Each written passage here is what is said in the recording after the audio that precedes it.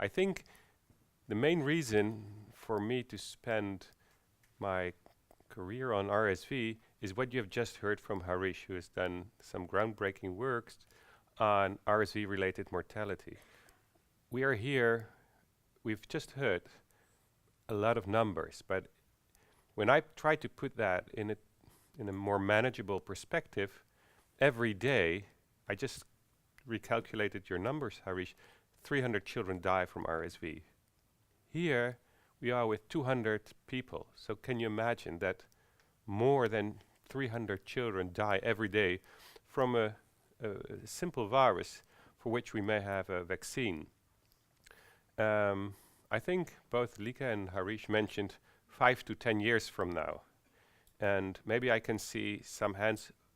Who of you are medical doctors somewhere in the business of vaccination, consultatiebureau arts, or pediatrician, or huisarts? Can I see some hands who are actually working in vaccine? So it's about a quarter of the people are working in the vaccine business. So I would rather say it could be as fast as 2 years from now that we have a safe and efficacious vaccine for children. I'm not saying it's very likely that it's going that fast, but it could be, and we need to be prepared just in case. I'm going to show you. So I have a disclosure. I'm working with a number of companies that work on RSV therapeutics, and obviously all of these contexts have a major impact on my presentation today. So this is, I'm a pediatrician working with patients on a daily basis. This is Francis. He was born at gestational age 35 weeks, just a little bit early, otherwise healthy. And after a few days in the hospital in December, he could go home and for the first time meet his older sister, who was having a runny nose, coughing a little bit, but Francis got infected through his sister at home, and within a week he was back in the hospital with feeding difficulties, shortness of breath, and ended up, as you can see, at the intensive care unit for mechanical ventilation. And every year, around Christmas time, half of the children at our intensive care unit at the Wilhelmina Children's Hospital are infected with RSV. It is by far the most important cause of hospitalization and intensive care unit admission in the winter season. And these are not easy admissions. Usually we have a lot of difficulties keeping these babies alive with very, very high pressures of the mechanical ventilator. For those of you who think intensive care is really fancy and special, basically it's like blowing some air into the baby, let it go out, and that makes the baby survive. And it's actually quite hard for these RSV infected babies to keep them alive, but for some reason they all survive in our parts of the world. So it's very, very rare, as you've just learned, that a child dies. Even with comorbidity, they rarely die. Actually, children with severe heart disease, every odd year in the Netherlands, a baby dies. And then, so Francis survived, and after 2 weeks at the intensive care unit, a few more days in the hospital, he could go home, but still suffered recurrent episodes of wheeze. And it's still too early to say whether he will have asthma later on in life, but for sure he shows all the textbook characteristics of severe RSV infection in the first weeks of life after a mildly preterm birth. And it is interesting, I think if you have, I'm sure you paid good attention to Harish, but if you listen carefully, the literature on neonatal RSV infection is actually quite thin. And if we have time during the discussion, we may discuss that, because Harish has a huge amount of data on neonatal RSV infection, but if you look into literature, there's actually not so much really known about morbidity, mortality, incidence rates in neonates. And we will come back to that.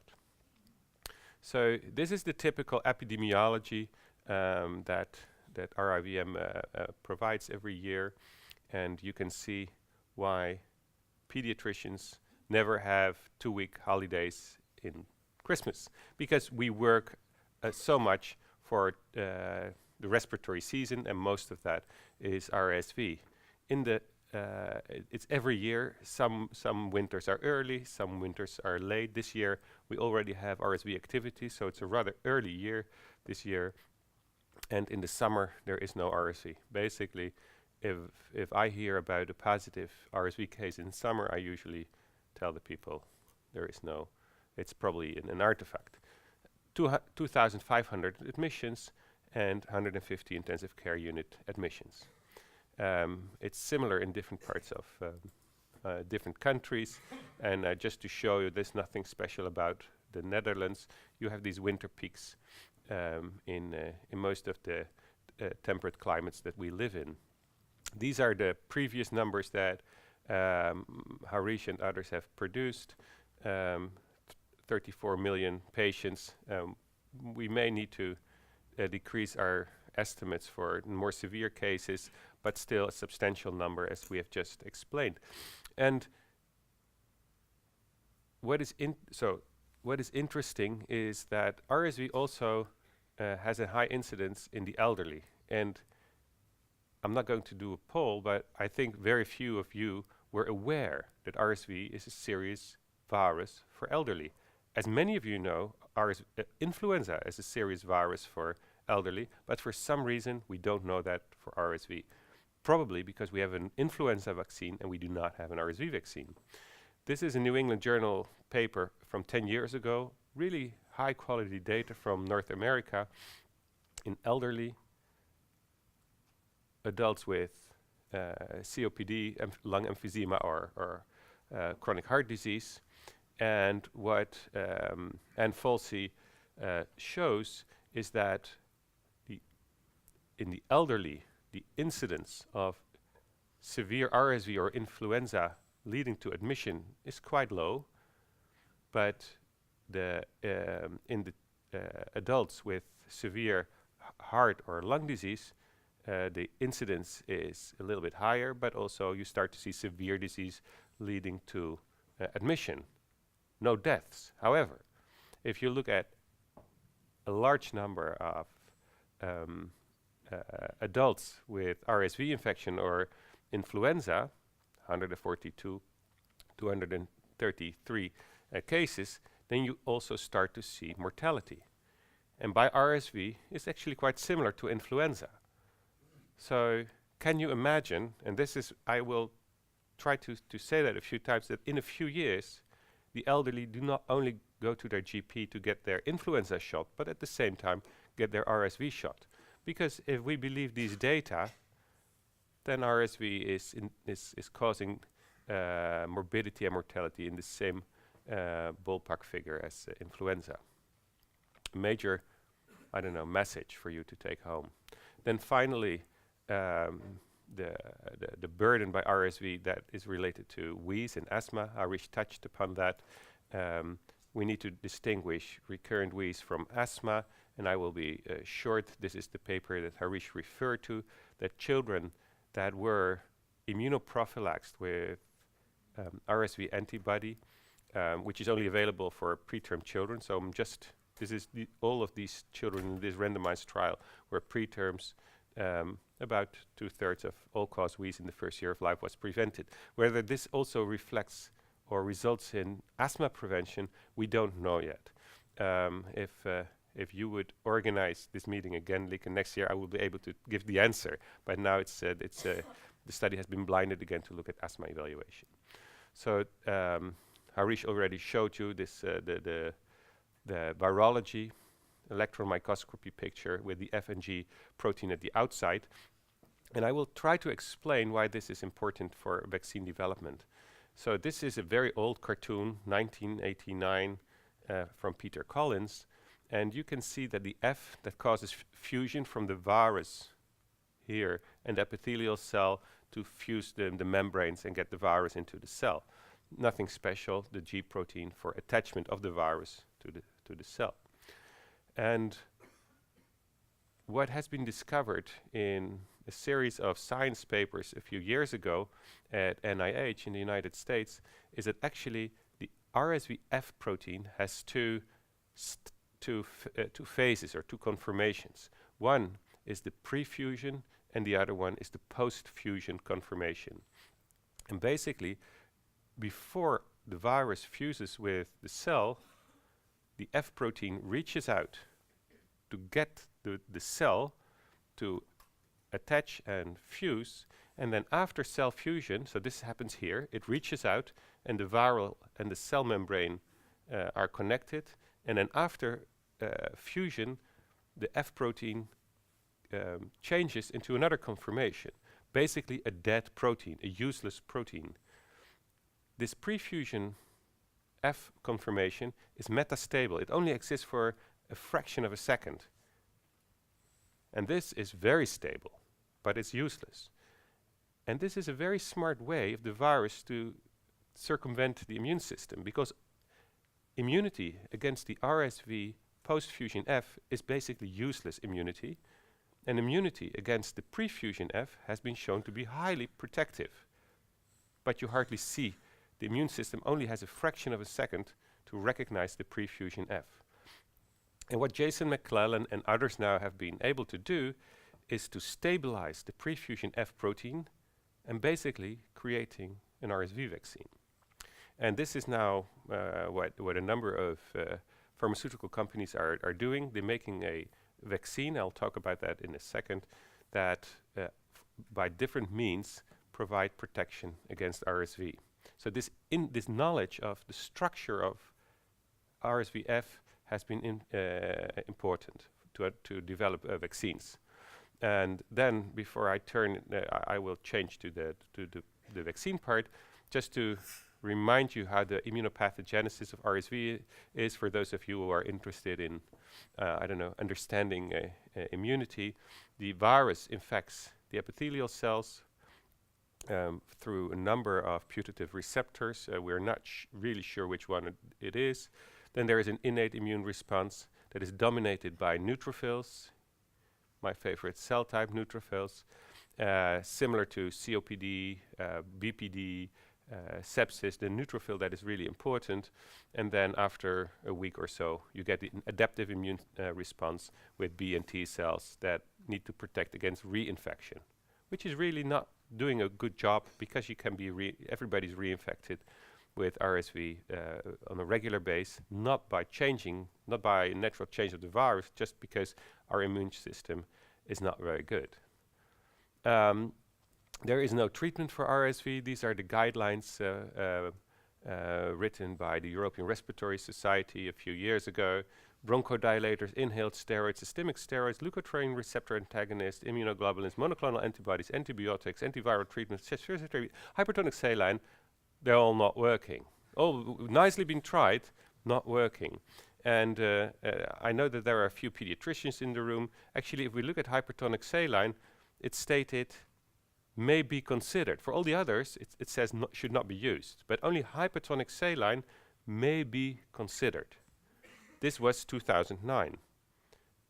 So when I present for a pediatric audience only, I usually ask, which one of you treat children with hypertonic saline? About 1/3 of the people raise their hand. And actually, there are 3 RCTs that have been published since then, and all of them show no effect. And my conclusion is that hypertonic saline by far is the safest useless intervention you can apply to your RSV children. And so I advise you, if you want to do anything, to use hypertonic saline, not because it works, but because it doesn't harm. So the rest of my talk, and I know this is the novelty, the vaccine development. There is reason for caution and optimism, and I will try to share that with you. This is a slide. I apologize for a typo, because because I was dumb to make typo. This is the trial from the 60s that Lieke referred to, comparing children vaccinated with formalin inactivated RSV versus no RSV vaccine in 2 orphanages in the United States. And what came out is that, and I mixed up the names here, that the children who were vaccinated, most of them got very severe disease, including 2 deaths, and a low incidence of severe RSV infection in the non-vaccinated group. So this was a disaster, one of the big disasters, not the biggest disaster when Dr. Rümke is here, otherwise he will correct me, but a big disaster in vaccine development. And since then, people have been very reluctant to develop an RSV vaccine just because of this disaster. Now the world has changed. If you look at RSV trials, this is not only vaccines but also other therapeutics. It looks really bright. This is an overview from www.clinicaltrials.gov last week. You can just look it up if you're interested in ongoing trials, and then you can see about 200 RSV trials in the world. It's amazing how many RSV therapeutics are currently being developed. There is antivirals, antibodies. These are small molecules, fusion inhibitors, nucleoside analogs, by a paper that the consortium that Harish and I are participating in. Nathalie Mazur, the first student author, reviewed all the RSV therapeutics, and here you have a sort of an overview of the vaccines that are being developed, and I will go into detail. But the basic idea is that there are many different types of vaccines being developed for RSV: vector-based, live-attenuated, subunit, particle-based vaccines, and all of them have a good chance of success. This is a cartoon from that paper. It has to be updated because it is indeed now about 50. If you count, this is not 50, but this is from the paper a year ago. So the number of vaccines is actually still increasing rapidly, and these vaccines are in clinical trials, and the bulk are still preclinical, so are tested in animal models, but not yet in humans. But still, a big number of them are in phase 1 or 2, and I will show you that we also entered phase 3.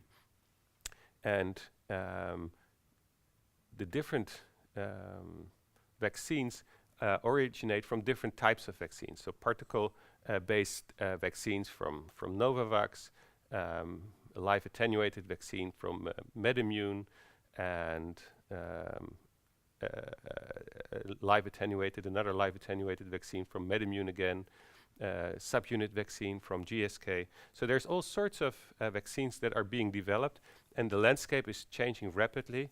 And the organization PATH in the US, you can look it up on a daily basis, presents actual vaccine development data. This is one of the vaccine-like drugs that have the highest chance, I think, to become successful in the world. And this is something that many of you have probably never heard of. It's immunoprophylaxis. It's a vaccine type of antibody that has a half-life that is so long that you can inject the antibody at birth, similar to palivizumab, so an antibody directed against the pre-fusion state of RSV, of which the Fc tail has been modified in order to make it more stable. And it is supposed to protect for the whole RSV season. So this antibody has now been developed by AstraZeneca, and what they intend to do is to inject the antibody every baby born in the world at birth or pre-season. So in the Netherlands that would be in September. And they are now in phase 2. I think they will rapidly go into phase 3 because the antibody as a prophylaxis has been well established. And you can actually see here that compared to the antibody without the YTE motif, the changed Fc tail, the half-life is really, really extended. So it could be that in a few years from now, every child in September, or when it's born in or around the RSV season, is injected with a monoclonal antibody with an extended half-life, acting as a vaccine. But it's not a vaccine, obviously. It's just passive protection. But people use the term passive vaccination. I'm not sure what to think of that, but I hope you get the message that this is not a real vaccine, but it acts as a vaccine. So these are the real vaccines: vector-based vaccines, nanoparticle-based vaccines, subunit vaccines, live-attenuated vaccines. And I thought I'm not going to bore you with too many details of the different vaccines, because none of them are actually on the market, but just to give you a flavor of what's happening, what we need to be prepared for, because we need to explain that to our patients and to the pregnant women and at the consultatiebureau, at the healthy baby clinics. So this is a vaccine that is currently in clinical trial already, and this is a Science Translational Medicine paper in which the vaccine has been tested in cows. So we can get a lot of information, but in humans it is already being tested. So it's a chimpanzee adenovirus, and the vector expresses the RSV prefusion F protein and induces protection. And what they did in this, this vector has already been shown to be safe and to some extent efficacious for hepatitis C and for malaria. So there's a lot of experience, not by us in the Netherlands, but a lot of experience with this type of vaccination that may seem sort of risky, or I don't know, we might feel uncomfortable injecting a chimpanzee adenovirus into a baby or a pregnant woman. And it's replication deficient, so it's injected, but it will not replicate.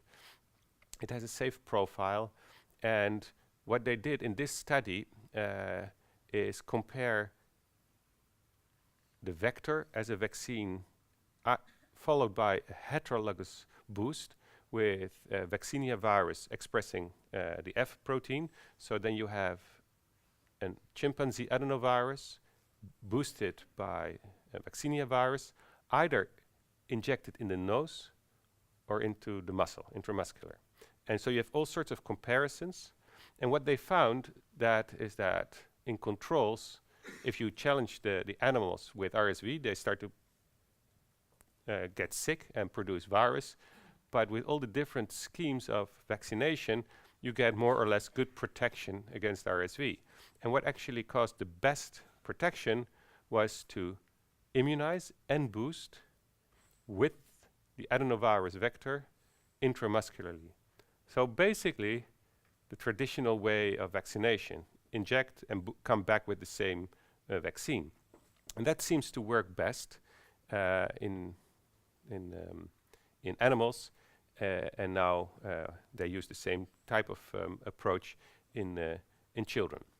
So a vector-based vaccine is replication deficient. So in theory, I think people would consider that for pregnant women, but I'm not sure that would be the most likely candidate, because it still feels sort of uncomfortable. Live-attenuated RSV vaccine. NIH has always, the National Institute of Health of North America, have always invested in live-attenuated vaccines, because they believe that the bad effects of formalin inactivated vaccine in the 60s will not happen in live-attenuated vaccines. It's from the perspective of NIH, that's the safest vaccine that we can make. And they're probably right that you will not get augmented disease, but there has always been problems with live-attenuated vaccines, because either the vaccine was too much attenuated and it did not induce protection, or it was too much attenuated. It was too much attenuated and it did not provide protection, or it was too little attenuated, and then the children, when applied to the mucosa, they started to have respiratory symptoms. Anyway, now they have really become successful.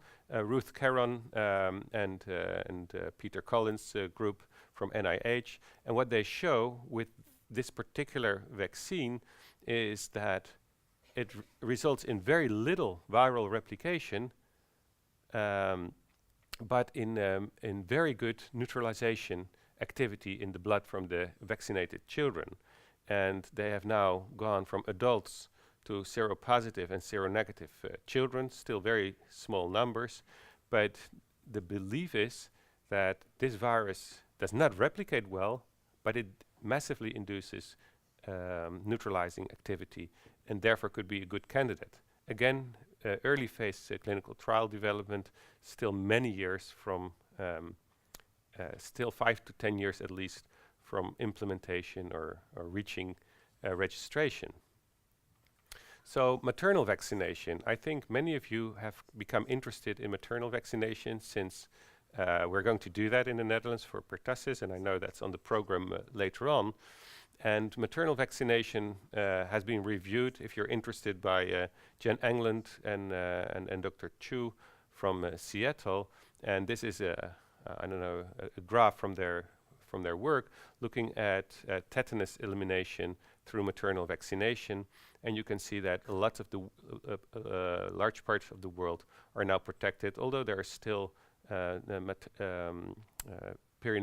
severe perinatal tetanus because of lack of maternal vaccination. But just to give you the biggest success of maternal vaccination is probably tetanus. If you look at protection, so the idea of maternal vaccination, as many of you know, all of you know, is that you vaccinate the mother, neutralizing or protective antibodies are transferred from the mother through the placenta to the baby, and the baby has antibodies that will protect for a number of weeks or months. And if we look at influenza and pertussis and group B strep, that probably be one of the first maternal vaccines that will reach us, then the duration of protection is about 2 to 3 months. 2 to 3 months. That's actually quite important, because if this is true for influenza, pertussis, and GBS, it might also be true for RSV. So that means that we will only protect RSV infection for 2 to 3 months, maybe 4 months, but not much more. And that brings us to the question, how much of RSV burden are we actually going to protect when we are going to apply maternal vaccination against RSV?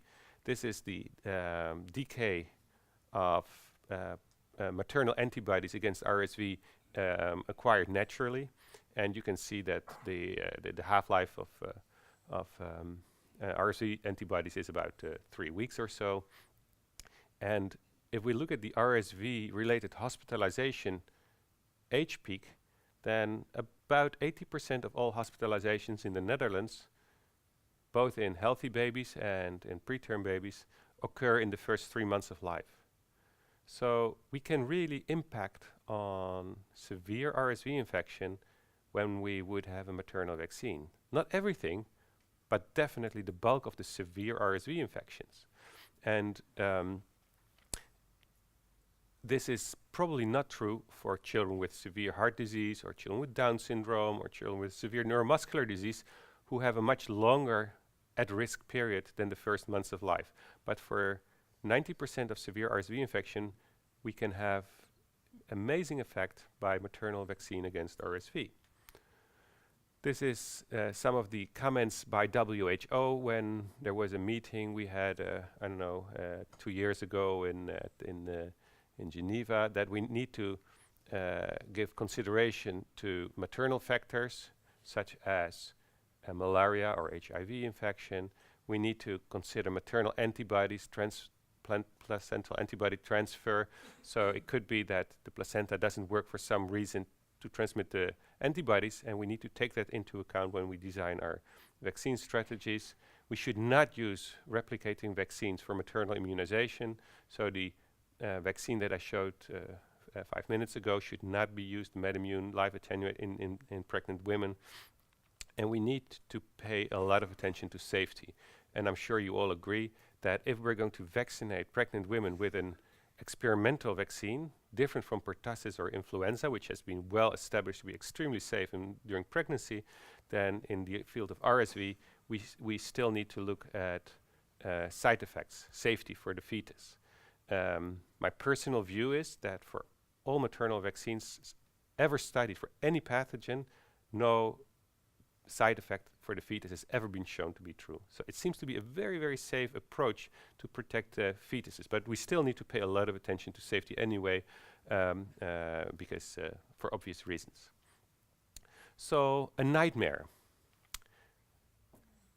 What is the nightmare? It's the nanoparticle-based vaccine by Novavax that is pushed by the Bill and Melinda Gates Foundation. And if you would have invited me last year, I would have shown you this slide. It was a press release by the company called Novavax that they started a phase 3 trial for RSV using their nanoparticle-based vaccine. And in 1 month, they recruited, let me see, 11,850 elderly to show in a phase 3 trial that their vaccine is safe and efficacious.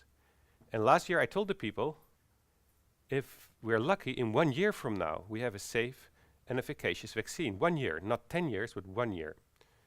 And they already predicted that in the third quarter of 2016, they would present their results.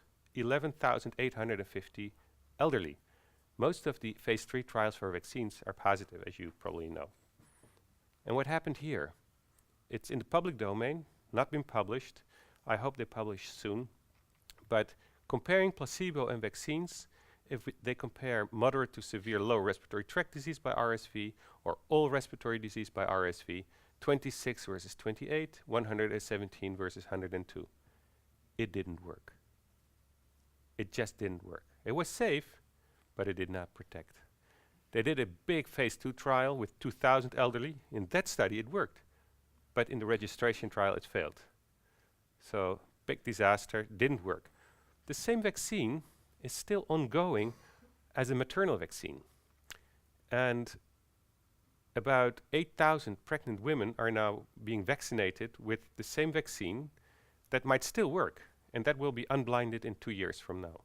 So if this vaccine would work for to protect babies, then in 2 years from now we have a safe and efficacious maternal vaccine against RSV. And this is what is still the expectation of the company. I think this doesn't do any good to our expectations, but it could still be true. So a final word of caution, because before we can take some Q&A, is caution. I'm not putting this forward as a danger signal, but I'm putting this forward as something that I thought interesting to reflect on. It's called viral interference. 34 years ago, the Norwegians put something forward as interference, that the different viral seasons never coincide. The influenza season follows the RSV season or vice versa, but they don't coincide. So they postulated that when there is an influenza season, RSV does not have the opportunity to cause an epidemic and vice versa. Actually, this is not what I'm referring to when we talk about viral interference. When we talk about viral interference, I made a cartoon to make it at least understandable for me, is that these are the epithelial cells with the luminal site where the virus attaches and infects the epithelial cell. This could, for example, be RSV. Then the epithelial cells start to make interference, antiviral proteins to get rid of RSV. But these interference are also hostile to other viruses, such as this virus. You can see I tried to make it look a little bit different, right? Black, and this is rhinovirus. So if epithelial cells are infected with one virus, they start to become hostile to other viruses. So this means that if you take out one virus, you may start to see a little bit more of other viruses. It's not the same as, for example, Lieke has shown with bacterial replacement for pneumococcal vaccination. That's probably quite different, but it does mean that you have to look at other viruses. So this is from our paper on wheeze, but you can, if you look it up, you can find it in the first figure in our publication, that by applying palivizumab, we reduced RSV infection massively, from 10 in the palivizumab group and 30 in the placebo group. But if we looked at rhinovirus or co-infections or also other viruses, we see more viruses in the palivizumab, in the RSV prophylaxis group, than in the placebo group. 182 versus 224, 74 versus 118. Highly statistically significant finding, and it's not it's not a single observation. In the influenza field, people have shown that if you vaccinate against influenza, you see more non-influenza pneumonia. Even for the influenza, the famous Robert Belshit trial from the New England. Later on, they published in Eurosurveillance, a journal that is less known than the New England Journal of Medicine, right? There was a slight increase of non-influenza respiratory episodes during the first year of the Belshit study. So confirming that this could be true. People from South America have now confirmed that for RSV. People from North America, they're about to publish the same thing. From South Africa, Shabir Mahdi has now shown in an observational study that if you have RSV, in blue, you have a decreased risk of other viruses, such as rhinovirus, HMPV, or I don't know. So it means that we need to look at other viruses when we take out one virus from the equation. And that's sort of a message that I have for the vaccine industry, who do not always listen so carefully. So in conclusion, what I hope to have shown you is that RSV has a broad impact on, has a broad burden of disease, elderly, wheeze and asthma. Maybe we missed the biggest picture, which is upper respiratory tract infection. Maybe during our discussion we can touch upon that. I have shown you the pre-fusion F state of RSV, which has been instrumental to develop RSV vaccines. I've shown you the phenomenon of viral interference that we need to be cautious about, but the biggest message I have is that we will probably have a vaccine quite rapidly. These are the people I need to acknowledge, my research group and ResVNet colleagues that with whom I enjoy working and studying RSV. Thank you very much.